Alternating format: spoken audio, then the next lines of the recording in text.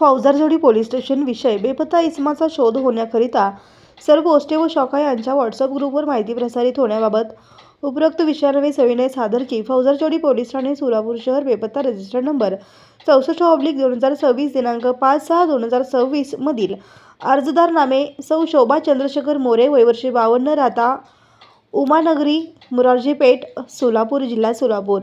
यांनी त्यांचा मुलगा नामे ऋषिकेश चंद्रशेखर मोरे वय वर्ष 32 राहता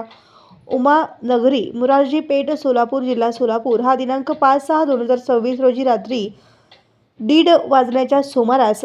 राहत्या घरातून कोणास काही एक न सांगता निघून गेला आहे